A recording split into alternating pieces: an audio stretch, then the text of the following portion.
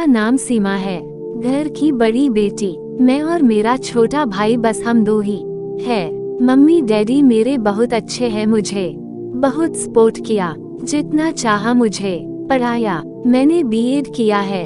हमेशा से मुझे टीचर ही बनना था। मुझे बच्चे अच्छे लगते हैं। परिवार और अपने सपने के बीच मुझे कभी प्यार में गिरने का समय ही नहीं मिला। मैं शुरू से ही अरेंज मैरिज चाहती थी। मम्मी पापा जो भी मेरे लिए लड़का देखेंगे वो अच्छा ही होगा।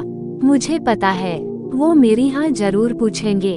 अब मम्मी पापा ने मेरी शादी की तैयारियां तेज कर दी है। एक लड़का इस रविवार मुझे देखने आने वाला है। लड़के की तस्वीर उसके पहले आ गई है। पापा पहले लड़के की खोज खबर अच्छे से निकलवा लेते हैं, फिर ही मुझे किसी की तस्वीर दिखाते हैं। अब आज रविवार भी आ गया। मुझे लगा शायद वो भी रिजेक्ट हो गया होगा, इसलिए अभी तक मुझे लड़का दिखाया नहीं गया। मैं सोकर उठी तो मम्मी मेरे कमरे में आई, बोली बेटा लड़के वाले आने वाले हैं, तू तैयार हो जा। बहुत ही शॉर्ट नोटिस में मुझे तैयार होने को बोला। लड़के वाले आ गए। मैं अभी भी किचन में हूँ, नाश्ते और चाय की प्लेट जमा रही हूँ। बाहर से मुझे बात करने की आवाजें सुनाई दे रही है। कुछ ही मिनटों के बाद मम्मी की आवाज आई। मैं बाहर ट्रे लेकर गई। ट्रे रखकर मैंने सबसे पहले उसके मम्मी और पापा को नमस्ते किया। फिर मैंने उसकी तरफ देखा। सच बोलूं तो लड़का बहुत स्मार्ट था।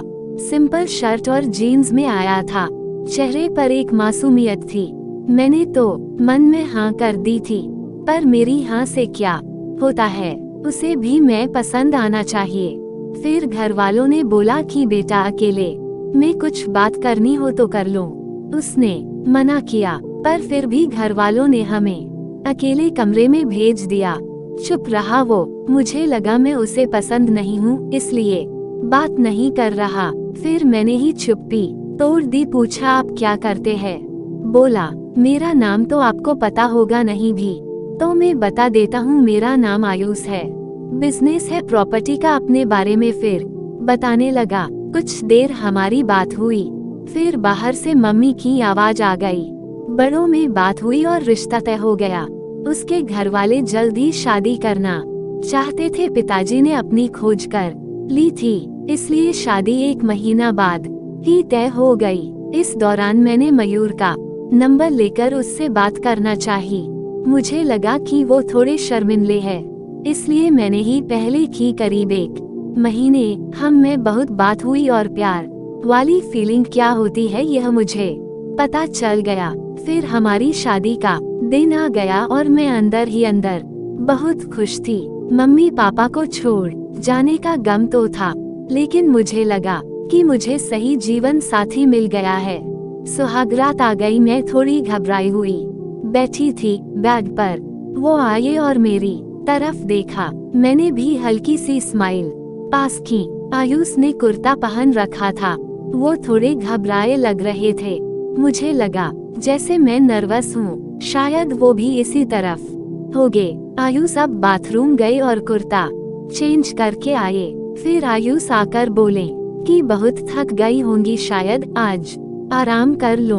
मुझे लगा वो भी थके हैं, इसलिए मैंने ज्यादा सवाल जवाब नहीं किए। अगली सुबह वो बाथरूम में फ्रेश होकर नहाकर और कपड़े भी अंदर ही चेंज करके आए।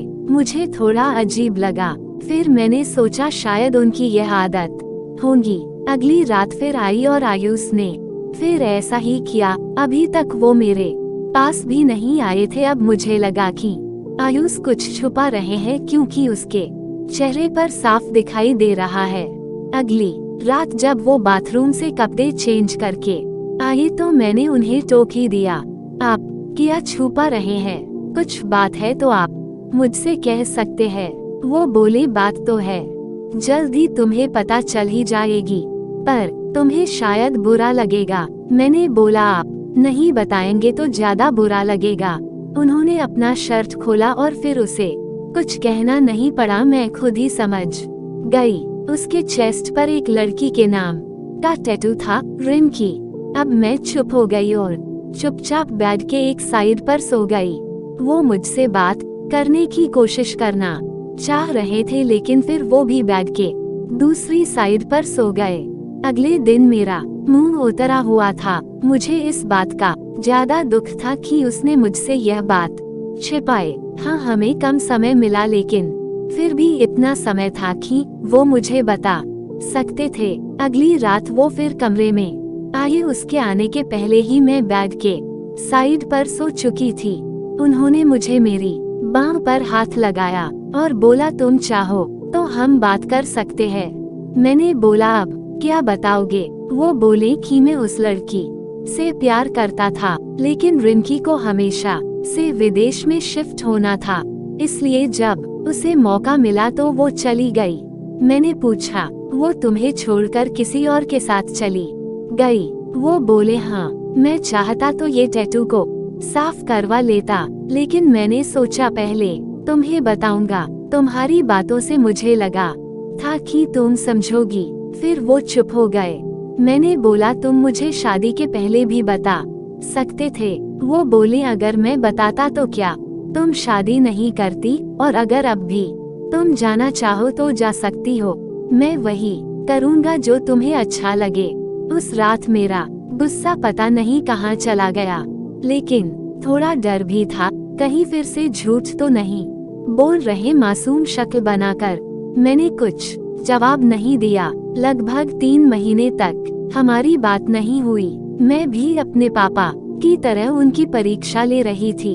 फिर एक रात मैंने उससे पूछा, उस लड़की से ज्यादा प्यार करोगे मुझे? वो बोली, वो तो उसी रात हो गया था जब तुमने सच सुनने के बाद मुझे माफ कर दिया था। मैंने बोला, मैंने कब बोला कि मैंने माफ कर दिया? वो बोले, तो अब बोल दो। उनकी मासूम शक्ल ने मुझे उसके गले लगने पर मजबूर कर ही दिया। मुझे सच में अच्छा पति मिला है। आखिर अच्छे लोगों के साथ अच्छा होता है, तभी इनको रिंकी नहीं मिली। ऐसे ही वीडियो देखने के लिए हमारे वीडियो को लाइक, शेयर तथा चैनल को सब्सक्राइब करना ना भूलें दोस्तों।